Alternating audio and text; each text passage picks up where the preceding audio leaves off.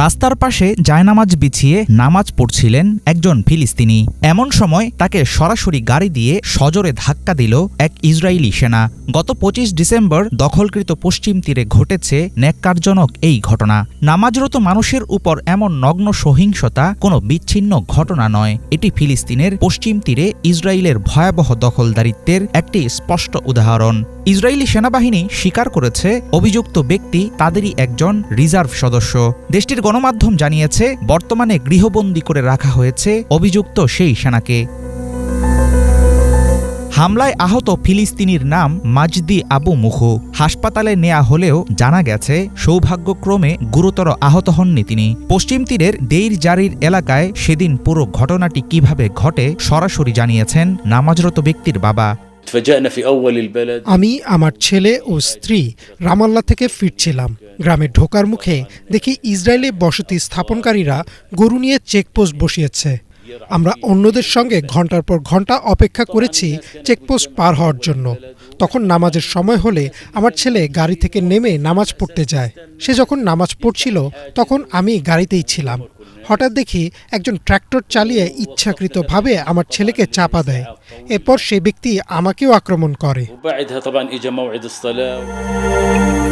দখলকৃত পশ্চিম তীরে ফিলিস্তিনিদের উপর ক্রমেই বেড়েছে ইসরায়েলি দখলদার ও সরকারি সেনাদের সহিংসতা। তাদের হাতে এখন নামাজরত মানুষও নিরাপদ না।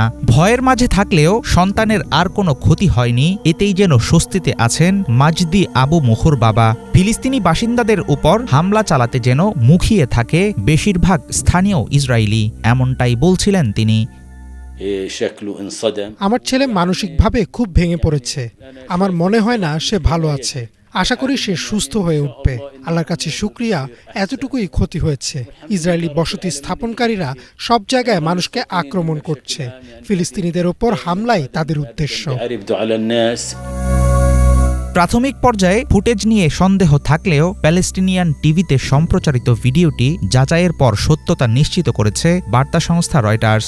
এমন অমানবিক দৃশ্য সামাজিক যোগাযোগ মাধ্যমে জন্ম দিয়েছে গভীর ক্ষোভ। অনেকের দাবি, নৃশংস হামলা ও জ্বালাও পোড়াওয়ের মাধ্যমে ফিলিস্তিনি বাসিন্দাদের জন্য ভয়ের পরিবেশ তৈরি করছে ইসরায়েলি দখলদাররা, আর এর পেছনে ইন্ধন যোগাচ্ছে নেতানিয়াহু সরকারের নীরব সম্মতি। জাতিসংঘের দেয়া তথ্য বলছে, পশ্চিম তীরে ফিলিস্তিনিদের উপর ইসরায়েলি বেসামরিক হামলার ক্ষেত্রে অন্যতম ভয়াবহ বছর ২০২৫ সাল। শুধুমাত্র চলতি বছরেই আহত হয়েছেন ৭৫০ জনের বেশি ফিলিস্তিনি। ২০২৩ সালের ৭ অক্টোবর থেকে ২০২৫ সালের ১৭ অক্টোবর পর্যন্ত পশ্চিম তীরে নিহত হয়েছেন ১,০০০-এর বেশি ফিলিস্তিনি। অবশ্য একই সময়ে ফিলিস্তিনিদের পাল্টা প্রতিরোধ ও বিচ্ছিন্ন হামলায় মারা গেছেন ৫৭ জন ইসরায়েলি। হাফিজুল ইসলাম, বাংলা ভিশন।